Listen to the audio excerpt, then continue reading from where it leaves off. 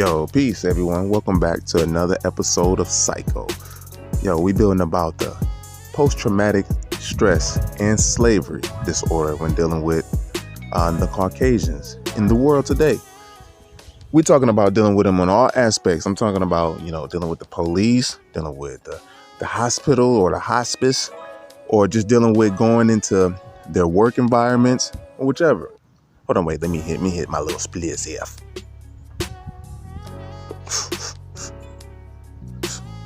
And feel free to partake as well, because we're going to get a little deeper, because we're going to build about this cluster B personality disorder. All right.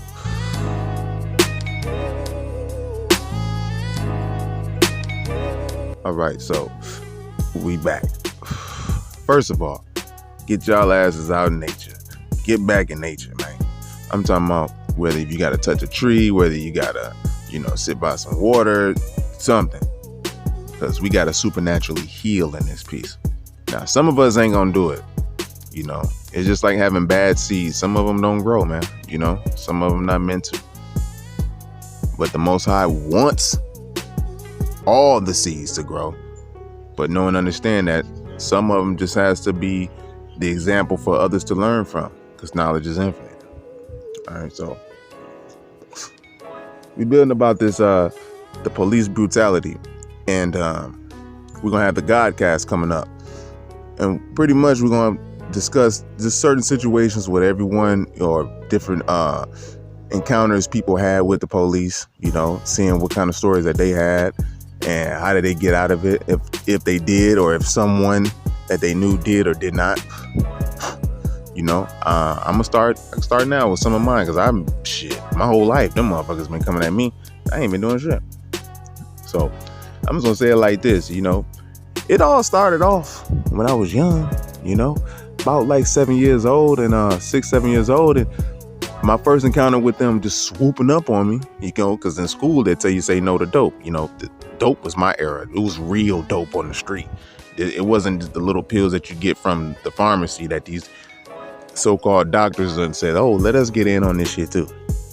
No, we had real dope. But anyways, though, they say that you can trust the police and all that stuff. And I kind of was weary about that shit, because in Mississippi, I ain't really seen no police till I got up north in Chicago and Minnesota and shit, So, basically, my mother, I seen, they wasn't even going to give me a ride home one day. They're like, man, you find your own way home. I was like, damn, it was a black officer with the white officer said that. But that was just nothing. That was just a little something. But that just planted the seed in my head like, oh, okay, cool. So anyhow, one time, I'm telling you, I'm 7 years old. These people I'm sitting in the front playing with people, and they were playing with other kids. And next thing you know, they rolls up 7 cars deep, and just jumps out on them like I did something. They had hands on their guns and shit. Like I'm finna do something. You know what I mean? It was crazy. So as I grew, just little things happened. I had a friend that got killed by the police. I had a friend that got shot by the police and actually survived. And I was like one of the only people that survived. And he was 15. So it goes to show you they hunt young people, young black men. And I had the guns pulled on me so many times. And we're not trying to make this stuff manifest into existence right now, but I had so many guns pulled on me by the police so many times. You know what I mean? And but they just didn't But it was just like, even during high school, and junior high, they'll just roll up on you to be the same police that you see at school. And you think that they cool, you be like, hey, and then they could just say it was young black males on a robbery or whatever. They can say whatever they want to say, knowing damn well no shit like that happened. But that's just a reason for them to draw their straps out. We never was shooting at them, But then when the gangs came into play, like the Vice Lords and the GDs and shit like that, mothers were shooting back.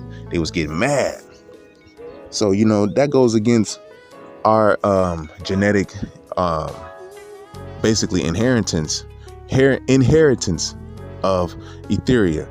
What I mean by that is that, you as black people, woolly hair people, you get treated different because you're in the image of the angels, the ones who taught these beings how to walk and been through civilizations over and over again as in different worlds as the worlds grew. These beings grew off of different worlds and went into to Etheria to help other mortals grow into becoming their highest self.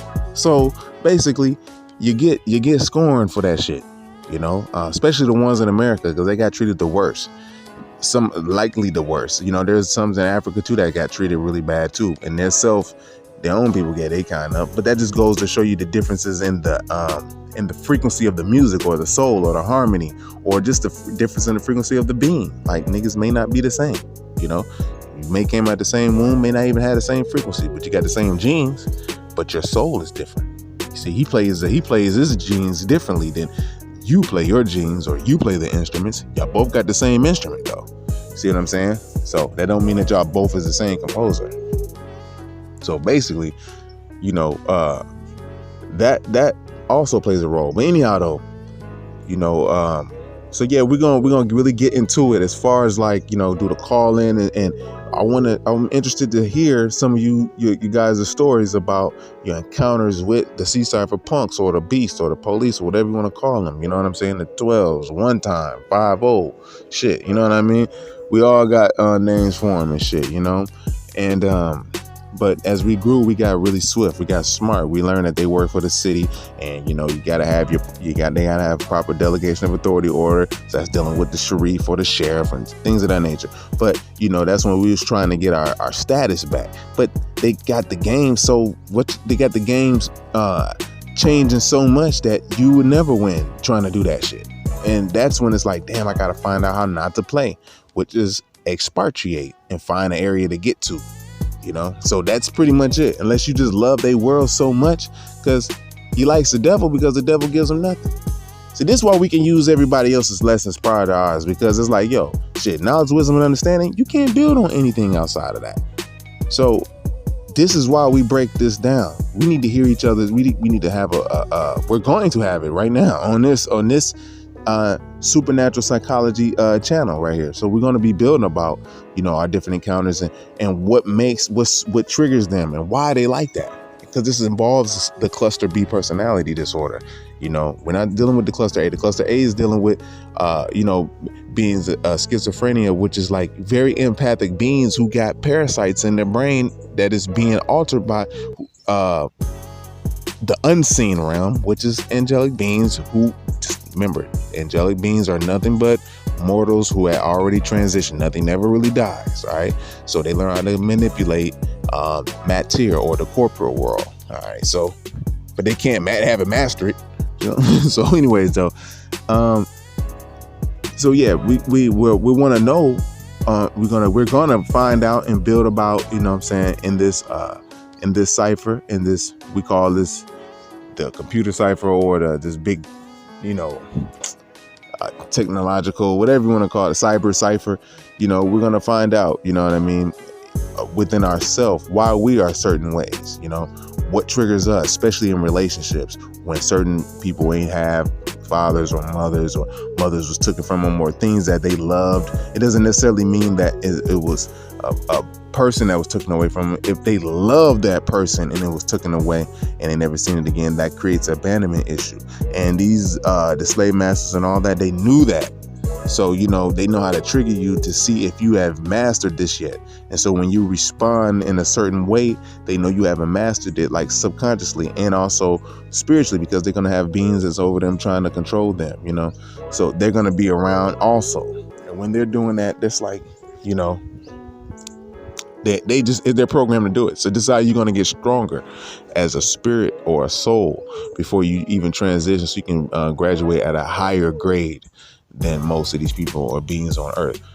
So yeah, shoot, I had another story, man. It's just a lot of stories, man. The police, especially in Minneapolis, man, shoot, they really harass you. They accidentally murder you, or they purposely murder you. They do whatever whatever it takes, to get a response out of our beings or our people, to whether it's sad or whatever, so they can feed off of it. And they found out that this works right now. And as a narcissist or a psychopathic narcissist, we haven't broken up with them yet. To really leave them alone, So we like them because they give us nothing. They make one of our people be their vice presidents, and It's so deep. For those who really know, who doesn't look at face value and is not an 85%er, we can use that term right now, even though we know the percentages has changed and stuff. So we're not going to get super technical and get caught up in wisdom or get caught up in the physical, tangible shit like they want us to, like the little petty ass shit. You'll notice when you're dealing with the unseen, there's little petty shit that happens too. So you'll know that that's not really from the Most High. But no matter what kind of petty shit they do, it's all in the plan of the Most High anyway. So it's going to be meant for good, because good going to come and come right back around from their little petty shit. You know what I'm saying? So that's that's pretty much how that works on that note. Right? So yeah. So we're gonna be trying to we're gonna find out a lot of different things, man. You know what I mean? As far as like dealing with the young black male, you know, people don't listen to us and don't listen to the story. You know, I was one growing up. I came up in the 90s, so I know the effect on how the kids was coming up then. You know, and the parents that was in at that time. And then, you know what I mean? So, and that was coming from the parents who were parents in the 90s were basically teenagers and all that shit in the 80s, or young in the 80s or whatever. So that was even something, else. Because if you had an example and you was trying to live off example by what your mother and father did, then that'll be, you know, and if your mother and father didn't set the right example that you thought, because sometimes you could be on point, your intuition could be on point, but you would try to listen to them just to make them, you know, just to be like, okay, I think this is right, and you end up going against your own intuition, and then most of the time you'll self-sabotage a lot of your blessings in your life, and we're finna figure out why we did this right now. You know what I'm saying? Especially when you're dealing with a narcissistic being who knows how to gaslight. Look that up. Project, look that up too, their insecurities onto you. This is when you're gonna see that, and this is more than just a relationship when you be mad at another individual. Like, you know, you ain't gotta have resentment towards that individual. This is a lesson right now. You know, Mosai got it for a lesson for you. You know, it triggers something in you, so now you have to be able to master this in yourself. So yeah, with the Godcast.